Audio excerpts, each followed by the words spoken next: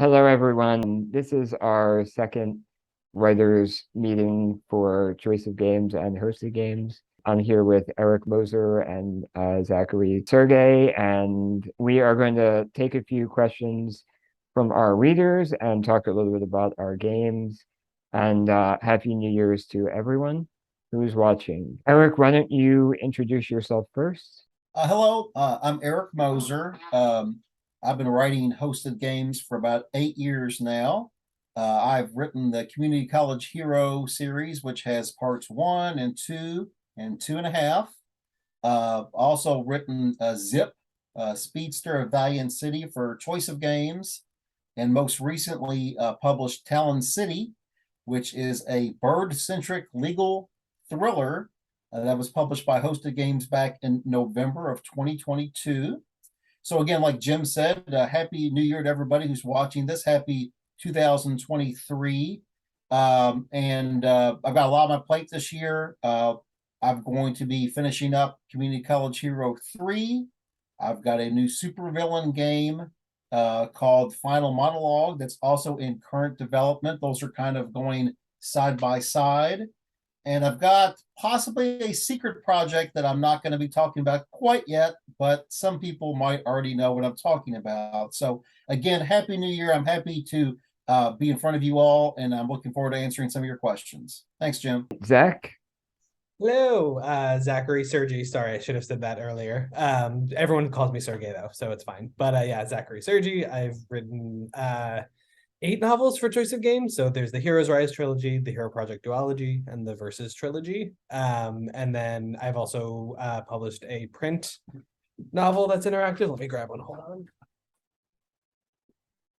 While we're doing here, Major Detours. I've got another one coming out called So You Want to Be a Pop Star in March. But most excitingly, I've got my first hosted games project called Fortune the Fated coming out on January 19th. And that's a standalone book, but it also continues the story of what happened from Versus, so best of both worlds. And I am Jim Dattilo, probably most known for Zombie Exodus Safe Haven. I also wrote A Wise Use of Time for Choice of Games and Vampire the Masquerade Out for Blood. This year, I'm mostly going to be working on Zombie Exodus. I have a couple of other little stories that I've been working on as well, but I guess most of my readers will be happy to hear that I'm going to be focusing mostly on Safe Haven Part 4. And also just, I have a few non-interactive stories that are coming out soon that will fill in some of the backstories of the main characters in my Zombie Exodus games. So, so I thought first thing we would do is take a few questions from readers that they've posted on social media. One that really stood out to me was how did we first find out about Choice of Games and Hosted Games?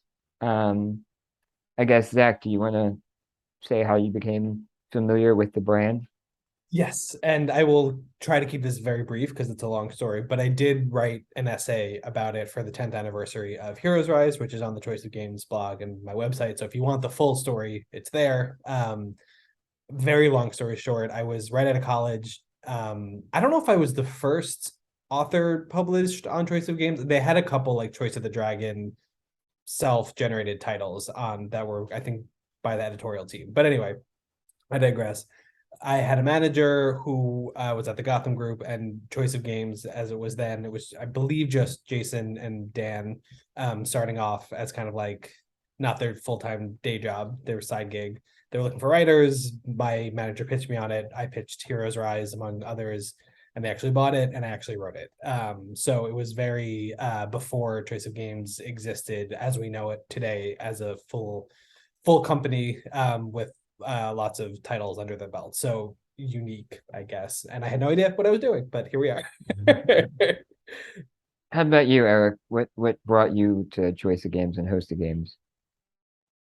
It's been so long, it doesn't really stick out in my head of a particular event or a particular discovery, but I do remember that I must have been looking for like medieval fantasy type of stuff, because I'm pretty sure I discovered Choice of the Dragon by Choice of Games and Life of a Wizard by Mike Walter, which was one of the first hosted games. I think I discovered them pretty much around the same time.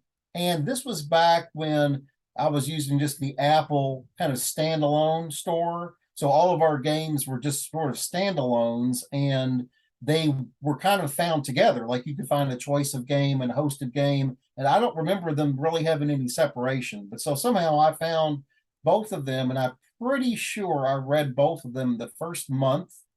And I thought to myself, oh, this is pretty interesting. I always liked those choose your own adventure books when I was younger.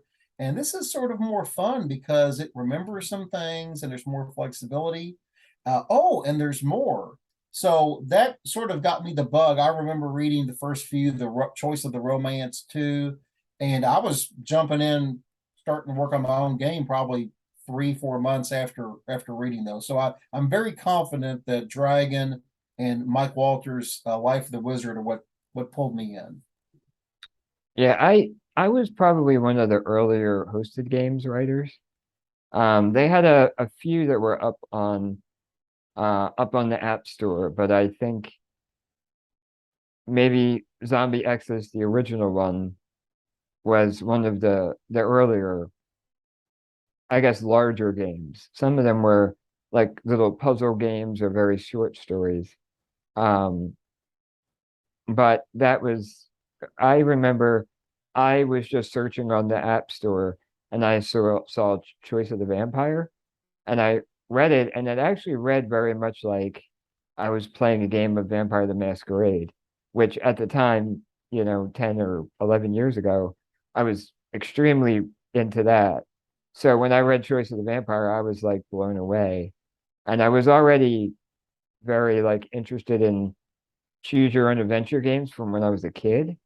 Um, and I used to go to like, my local bookstore and get one of these books. And when I saw you could do it online or, through Choice of Games, I kind of jumped on it, and I was just writing as quickly as I could.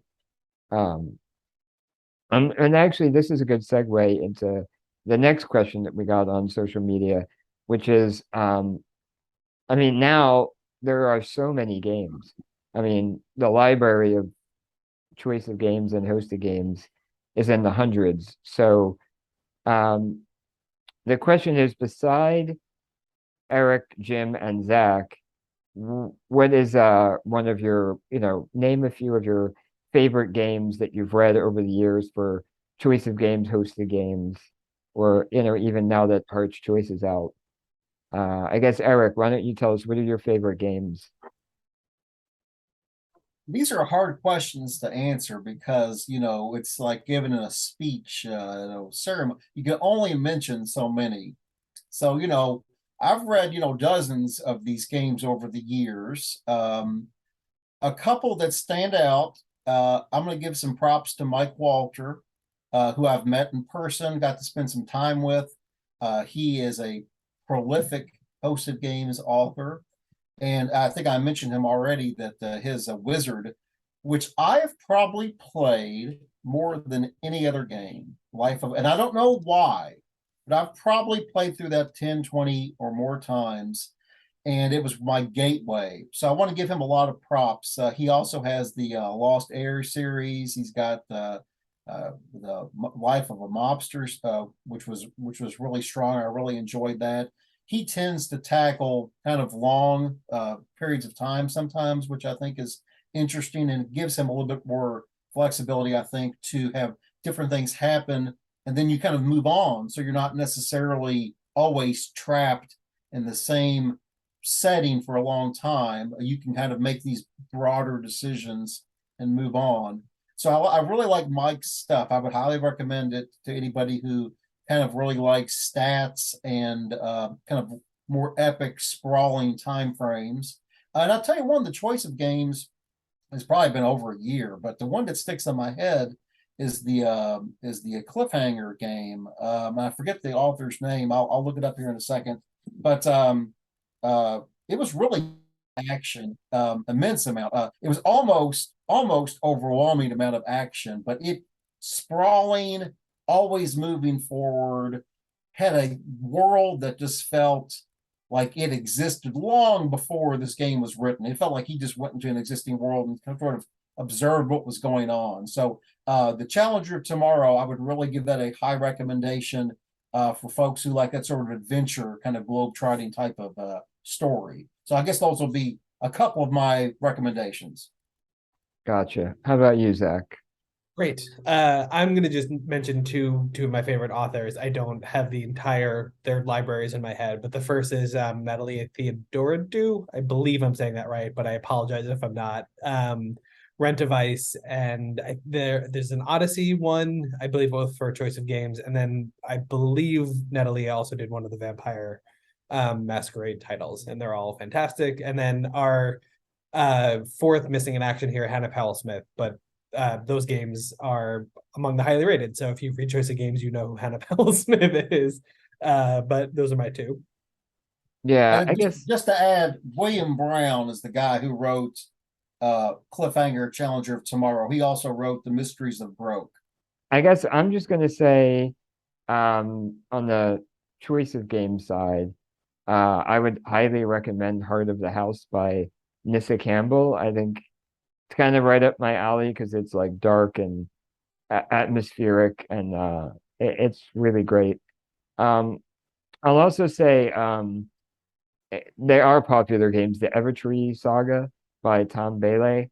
I would highly recommend them to everyone. But I agree with Eric. It's really hard. I mean, there are so many games like, recently, like A Mage Reborn and Fallen Heroes coming out with a second title. Wayhaven Chronicles is coming out with another game. I think 2023 is going to be a huge year for hosted games. And Choice of Games has a pretty good lineup coming. So I know we wanted to keep this one a little bit shorter than normal videos, but I at least wanted to ask Zach about his upcoming or hosted games release. I think it's coming out within the next 2 weeks. Is that right? Yes, it will be January 19th, I believe, is the exact day, Thursday. And what could you just give us uh like an elevator pitch? What exactly is it about? What can fans of yours expect? Yeah, I'm terrible at this, but we're gonna give it a go. So it's the main character is a young kind of sorcerer who's disproportionately powered and is recruited by this kind of suicide squad of 8 galactic agents to use their powers to unearth kind of dark and hidden weapons and powers across the galaxy to aid in an incoming invasion war. So that's a very big backdrop, but the kind of granular is that you get to play as a very powerful sorcerer and hone their skills and their spells. And the coolest thing to me is that you get to it was inspired by a print novel called Jane Unlimited. And the idea is that you get to put the story together as you wish. So in the first book, it's going to be a duology. There are 3 very different story paths that you can choose and go back and reread. And it'll affect the outcome and the mission in ways that I've never done before in an interactive novel. So I'm very excited about that. And I think I said this earlier, but it's a totally standalone novel. You don't have to have read anything that I have done before to enjoy this one. But if you have read Verses specifically, you'll see a lot of familiar faces reintroduced.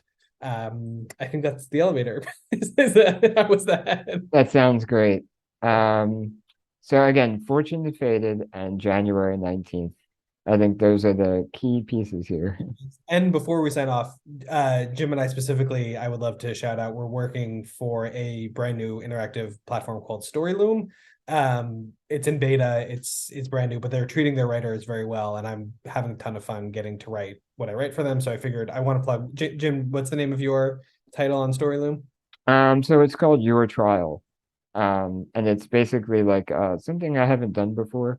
It's like a thriller, like a mystery of you've lost your memory, but you're on trial. And so how are you going to kind of navigate defending yourself when you don't have a memory of anything?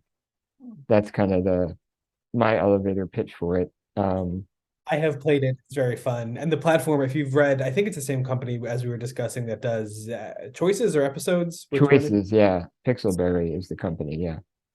Visual stuff. And they have a no code coding system, which is new for writers like us. So I've written something called Women of Mass Destruction that's like Sex in the City or Jessica Jones. Sex and the City if they had superpowers, basically. And I'm working on another reality competition one right now. But I haven't published it yet, so I shouldn't talk about it. But anyway, Yeah, there's and I'll mention about StoryLoom that people are always asking me how do we write choice games. And I always say, well, you could learn, choice script, but some people even feel like that's too hard, or maybe they're working on their phones mostly. I know that StoryLoom eventually is going to cater to helping people create their own stories. And they're also going to be putting a builder together that is and you can do it on your phone. So if you really just want to go more in like the, you know, visual novel, totally graphic, that might be an option in the future. They're not there yet, but that might be, something that appeals to some people.